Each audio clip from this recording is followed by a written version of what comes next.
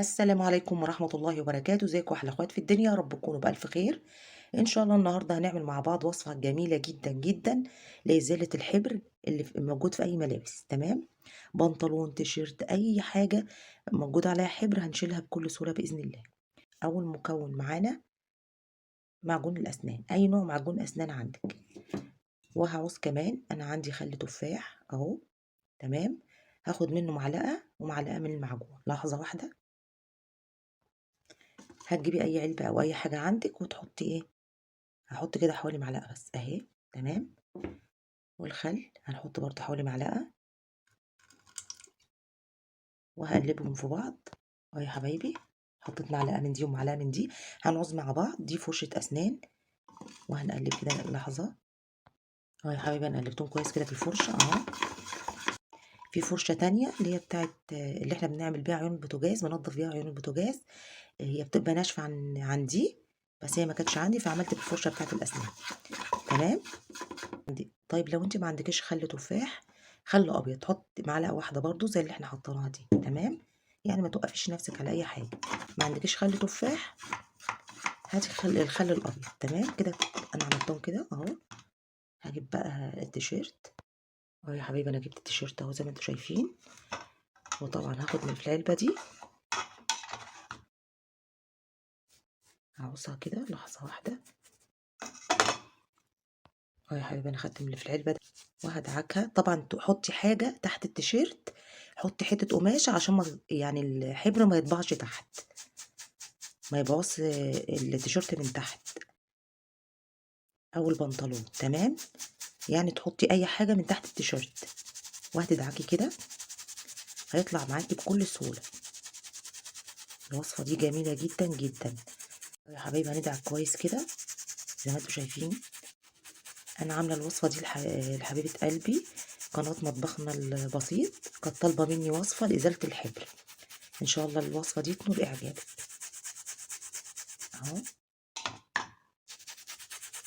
وهندعك بكل سهوله. بصوا ابتدي يطلع اهو، هيطلع بسهوله جدا جدا اهو يا حبايبي. وهاخد تاني برضو اللي في العلبة، نسمي الله كده يا حبايبي ونصلي على الرسول صلى الله عليه وسلم اهو. اللهم صل وسلم وبارك على سيدنا محمد.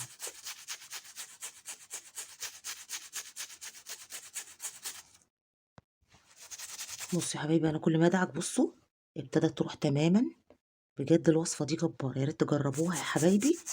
ان شاء الله تنول اعجابكم، تحفة بجد. وباخد برضو تاني من اللي في العلبة واحط كده، تحفة بجد. بصوا مبقاش لها اثار، حاجة بسيطة لسه وما تعبتنيش ولا اي حاجه، بسهوله جدا. يا دوب بدعك بالفرشه كده بكل سهوله ان شاء الله. بجد الوصفه دي جباره، يا ريت تجربوها كلكم. لو ابنك مثلا في المدرسه والحبر بتاع القلم جه على البنطلون او التيشيرت هيطلع بكل سهوله.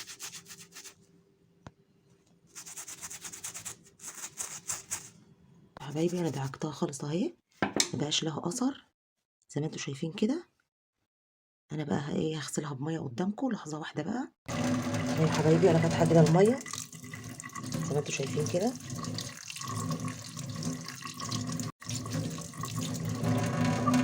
هنشوفها مع بعض. لا يا حبايبي بصوا، مطرح ما انا غسلتها ودعكتها بالمعجون والخل، بجد بسيطة قوي مطرحها اهو.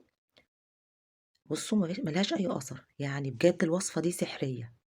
يا ريت تجربوها بجد، تحفة تحفة تحفة. ومش مكلفانا حاجة المعجون عندنا. ولو ما عندكيش خل تفاح، الخل الابيض تعملي بيه تحفة بجد. بجد روعة، ودعكناها بسهولة جدا. ويا دوبك غسلتها تحت الحنفية زي ما انتم شايفين كده، ملهاش اي اثر. وانا كمان كنت مشخبطة جامد بالقلم عشان انا جربت الاول قبل ما اعملها معاكم.